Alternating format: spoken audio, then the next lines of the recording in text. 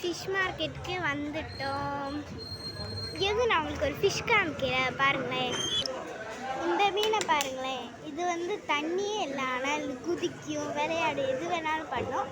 அது குதிக்கும் போது நான் உங்களுக்கு காமிக்கிறேன்.